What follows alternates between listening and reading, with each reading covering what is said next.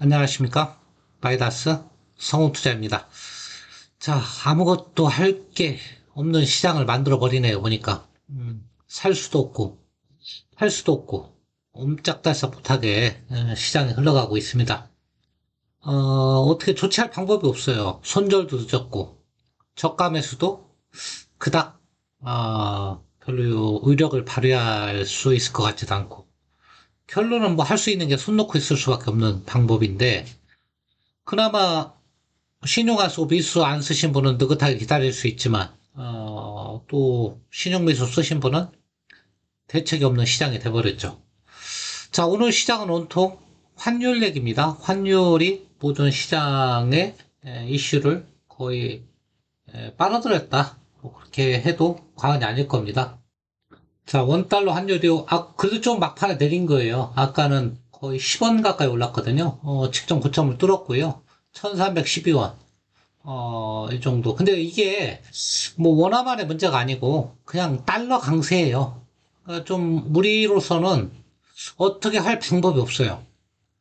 우리나라만 약세면 우리가 좀 조치를 취해서 좀 방어를 하고 하면 되는데 이게 전 세계적인 현상이에요. 유로화는 더 약세가 됐고요. 뭐 엔화도 마찬가지, 위엔화도 마찬가지. 달러 강세예요, 한마디로. 그러니까 미국 금리 인상이라는 거죠, 결론은. 그래서 미국 금리 인상을 우리가 막을 수는 없잖아요. 그래서 당분간 이 달러 강세 현상을 막을 수 있는 방법이 뚜렷하게 없습니다. 금융 위기 같으면 통화 스와프나 이런 걸로 해서 임시 막을 수가 있는 건데 이거는 위기 미국의 자이언트 스텝이라는 금리 인상 그것 때문에 일시적으로 달러 강세가 나오는 거기 때문에 별로 대책이 없기 때문에 우리가 이 달러 강세 현상을 당분간은 받아들여야 된다. 그러면 달러 강세 해소 없이는 주가 상승을 좀 기대하기는 어렵죠. 탄력적으로. 그냥 기술적 반등, 데드캣 바운스 이렇게 기댈 뿐이죠. 뭐 그거 이용해서 트레이딩 하고 싶으면 짧게 뭐 트레이딩 하는 수밖에 없는 거고요. 그 나머지 투자자라면 그냥 가만히 있는 것만도 못하다. 그런 생각이 들고요. 자, 오늘 저녁, 내일이죠. 내일은 아주 중요한 날이죠. 일단은 미국은 CPI 물가가 내일 나오게 돼 있고요. 지난번에 CPI 물가 때문에 폭락을 했잖아요. 근데 그거보다 앞서서 이제 우리 한은이 금리 결정을 하는 날입니다. 내일 그래서 굉장히 중요한 날이다. 근데 뭐 다 예견돼 있기 때문에 이거는 뭐 그렇게 중요하다고 볼 수도 없어요. 어떻게 예견돼 있냐면 0.5bp, 50bp 이상 인상할 것이다. 자, 한국에선 최초라고 합니다. 그동안에 0.25씩만 올렸는데 기준금리가 도입된 이래 0.5bp를 올리는 것은 최초다.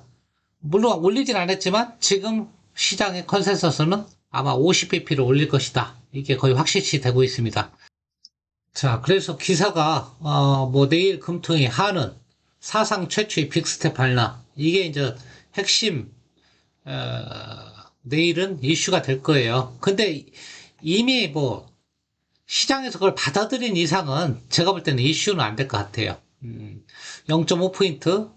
왜냐하면 0.5포인트 올려도 미국이 7월 FRB에서 0.75를 올리기 때문에 지금 한국하고 미국하고 똑같거든요. 1.75. 그러니까 0.5 올려도 한미 금리 차는 역전이에요. 그러니까 0.25 올려가지고는 안 돼요. 왜냐하면 조금 차이 나는 거. 그러니까 0.25 정도 차이 나면 자본 유출이 안 나올 수도 있는데 벌어져갖고 0.5, 0.75까지 벌어졌다. 그러면 자본 유출이 빨라질 수도 있는 거죠. 그러니까 한은에서는 어쩔 수 없이 금리를 0.5 정도는 올릴 수밖에 없다. 그러면 이렇게 생각하실 거예요. 우리도 0.75 올리지 왜 0.5를 올리냐? 이렇게 하시는 분도 있겠지만 한국은 아시다시피 정부 부채는 양호한데 가계부채가 굉장히 심각한 나라예요. 주택 담보대출이나 이런 게 많기 때문에 신용대출도 많고 따라서 한국은 빈대 잡다가 초과상관 태울 수가 있어요. 그러니까 자본 유출 막는다고 금리 올렸다가는 가계 부채가 부실화돼서 시장 시스템이 망가질 수도 있다. 그래서 함부로 많이 올리기도 좀 어려운 상황이다. 그렇다고 안 올릴 수도 없다. 그래서 그 적정선이 한 0.5 정도가 될 것이다. 자, 그래서 시장의 온통 기사는 빅스텝을 해도 우리는 빅스텝인데 미국은 자이언트 스텝이기 때문에 0.25 정도 금리 역전이 현상이 발생하고요.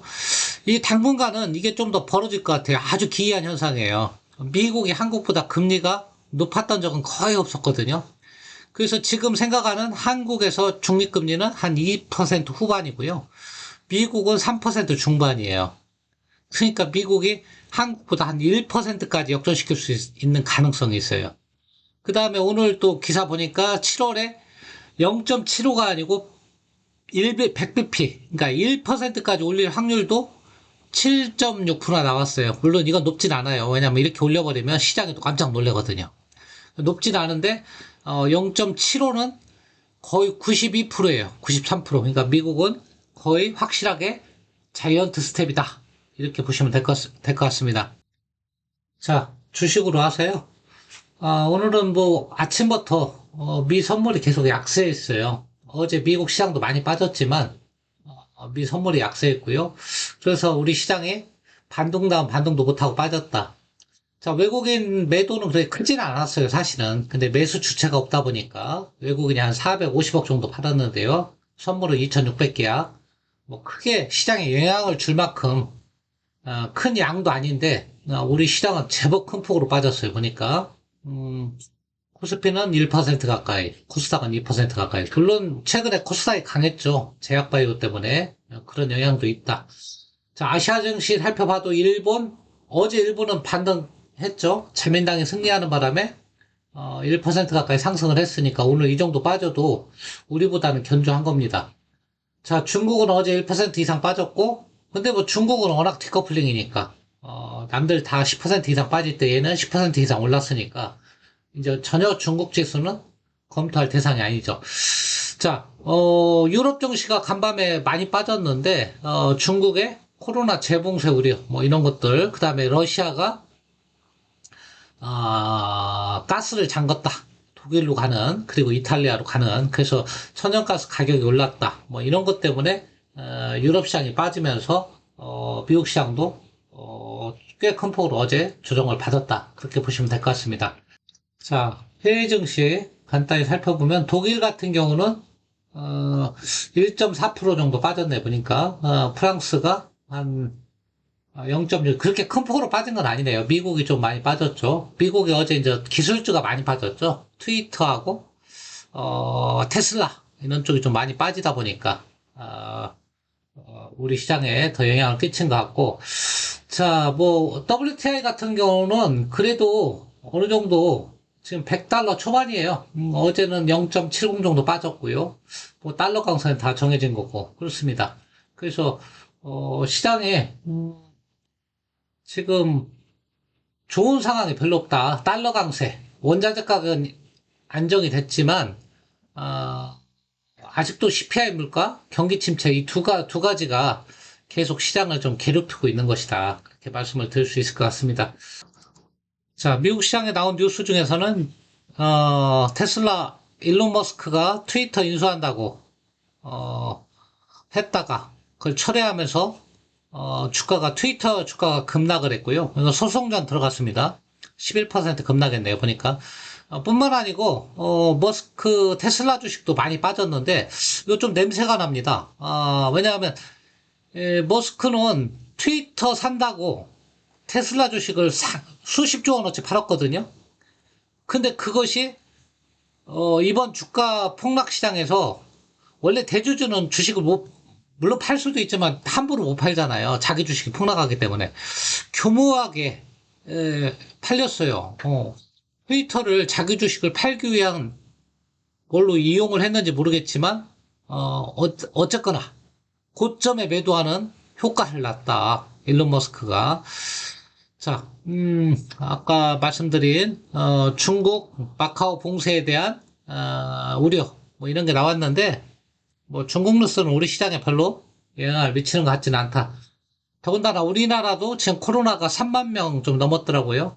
그래서 다시 제약바이오 관련주들이 많이 상승을 했는데, 저는 그래요. 그런 종목들이 다시 가서는, 주식시장은 희망이 없다. 왜냐하면 경기 침체하고 물가 인플레이션, 그 우크라이나 전쟁도 버거운데 코로나까지 창궐 해서 뭐 봉쇄한다 그러면 주식시장 끝난 거죠. 무슨 투자가 의미가 있겠습니까? 지금 그래도 시장에서 강한 건 제약바이오주예요. 그래서 코스닥이 강했는데 그건 그동안에 많이 빠졌기 때문에 강한 거지. 제약바이오에 무슨 특별한 호재라든가 실적이 좋아서 상승한 건 아니다.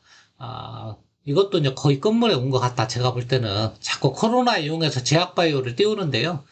그럴 때 여러분들이 조심하시기 바랍니다. 먹고 나오는 게 요즘에는 수익 주면 먹고 나오는 게 장땡이에요. 자, 오늘 시장 중에 뭐 특별한 건 없는데, 조금, 그 뭐라 그러나? 그동안에 잘 가던, 물론 뭐 대형주만 좀 살펴볼까요? 삼성전자. 별로 안 빠졌죠, 1%면. 그 다음에, 2차전지. 좀, 반등을 했네요. LG 에너지 솔루션도 반등을 했는데, 2차전지가 좀 반등을 했네. 그러면, 시장에 뭐 나쁜 건 아니에요. 얘네들이 좀 지켜줘야 되거든요.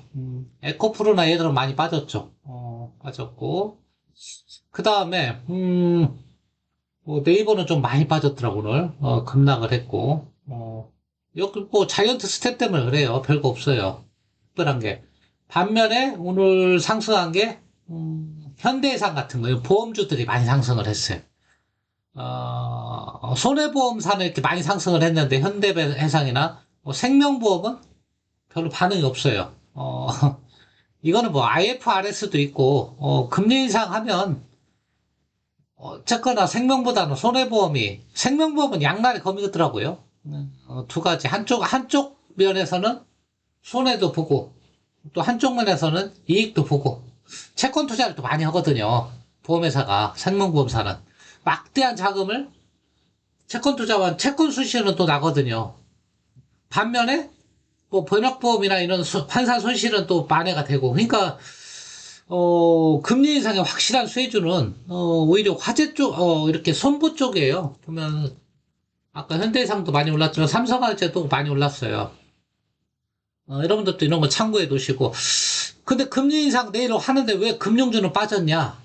이건 뭐 당국의 개입들이 빠진 건데, 금융주도 제가 관심 있게 보라고 했어요. 많이 빠졌으니까, 금융주, 지방은행 많이 빠진 것들, 그 다음에 이렇게 시중은행은 제일 많이 빠진 게 하나금융주죠. 물론 KB금융이나 신한금융도 많이 빠졌다. 왜냐하면 당국이 지나친 예대 마진을 좀 자제하라. 이런 개입성 발언 때문에 그런데 2분기 실적 보세요. 실적이 별로 줄 것 같진 않아요. 왜냐하면 요즘에는 예대 마진, 그러니까 은행권 수익이 60% 이하인 데가 많아요. 신앙지주 같은 이런 데는. 물론 증권 쪽이 좀 수익이 떨어지니까 하지만 금리가 올라가면 어쨌거나 예대 마진은 늘어날 수밖에 없습니다. 같이 늘어나도 늘어나는 거예요. 왜냐하면 그 폭이 커지기 때문에 그래요. 절대적인 크기가 커지기 때문에 그래서 올 2분기 실적은 꼭 확인해봐라. 그 다음에 무엇보다도 높아진 배당 매력. 나중에 기회가 되면 뭐 초고 배당주 이렇게 좀 설명을 드리려고 하는데 자 그런 종목들은 거의 이제 10% 가까이 이자율이 넘어간다. 그래서 장기 투자하시는 분이라면 꼭 접근해 보실 만한 가격대다. 그런 말씀을 좀 드리고요. 자, 오늘 시장의 좀 특징 중에 TBI텍이라는 종목이 또 물적 분할 얘기가 나오더라고, 오늘. 그래서, 이거 좋다 해갖고 7만원, 8만원에 물리신 분도 많을 건데, 오늘 또 폭락을 했는데요. 자, 이래서 여러분들이, 좋다 할 때, 예, 좀 조심할 필요가 있는 거예요. 자, 오늘 뭐 때문에 빠졌냐면, 물적 분할 이슈. 그 무슨 얘기냐면, 팹리스 설계사업부를 별도 사업부로 내겠다. 이게 또 물적 분할의 신호가 아니냐. 회사에서 조회 공시를 했더니, 회사가 부인을 안 하는 거예요. 그러니까 15%까지, 원래 한 11% 정도 빠졌다가 15%까지 빠졌다는 거예요. 그 얘기는 뭐냐? 검토하고 있다는 거예요. 그러면 물적 분할하면 여러분 아시죠? LG 화학적 납니다. 예. 반도체 업황도 안 좋은데 더군다나 8인치 웨이퍼에 대한 고점 논란도 있는데 주가도 굉장히 상승했었죠. 보통 8만 원대까지 찍었으니까요. 그렇기 때문에 주식격언에 산이 높으면 골이 높다고 그러잖아요. 그래서 꼭 확인하시기 바라고요. 일단은, 그 스타 종목이, 200일선까지 밀렸네요. 주봉상으로. 아, 대단하게, 단기간에 급락을 했다. 어, 그래서 물적 분할 이슈가 있는 종목은 이슈가 해결되기 전까지는, 조심할 필요가 있다. 그 다음에, 뭐, 요새 화학주들이 꽤 많이 빠지더라고요. 호성 이런 것도 많이 빠지고, 8%.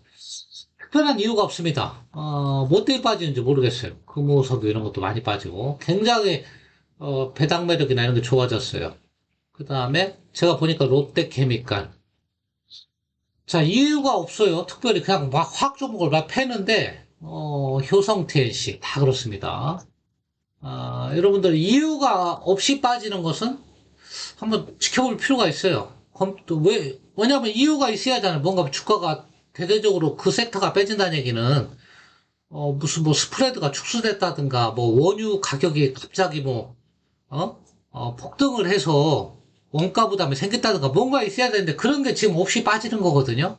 그래서 좀 과도한 측면이 있어요. 화학주에 빠지는 것은. 그래서 화학주에 관심 있는 분들은 지금 빠진다고 해서 던지는 것보다는 조금 지켜보면서 빠지는 원인이 무엇인가 한번 보시고 별 원인이 아니다. 그러면 저가 매수가 좀 필요한 시점이 아닌가 그런 생각이 듭니다. 자, 시장 간단히 살펴봤는데 참 어려운 시장이네요, 보니까. 지금도 미 선물도 밀리고 있네요, 또. 좀 더 밀리고 있기 때문에. 자, 이번 주 수요일까지는, 미국 CPI 나올 때까지는, 별로 시장에 기대할 게 없다. CPI가 높게 나오면, 또 높게 나왔다고 시장을 뺄 것 같고, 뭐, 그렇습니다. 그렇다고 낮게 나오면 또 침체 얘기 또 할 것 같고, 거꾸로. 이렇습니다. 자꾸 나쁜 쪽으로 해석을 합니다. 자, 그래서 제가 뭐, 제목에도 다뤘지만, 할 수 있는 게 없어요. 할 수 있는 게 없고, 그래서 여러분들이 그냥 가만히 있을 수밖에 없다. 전략이라고 가만히 있는 게 전략이다. 때로는 전략이 될 수가 있습니다. 왜냐하면 움직이는 것보다 가만히 있는 게 더, 좋은 결과를 낼 때도 있어요. 왜냐하면 안개가 거칠 때까지는, 뭔가 확인하실 필요가 있을 때까지는 차라리 사거나 팔거나 보다는, 가만히 지켜보는 것도 좋은 전략이다. 그런 말씀을 드리고, 자, 여기서 시황을 마치도록 하겠습니다. 끝까지 들어주셔서 대단히 감사합니다.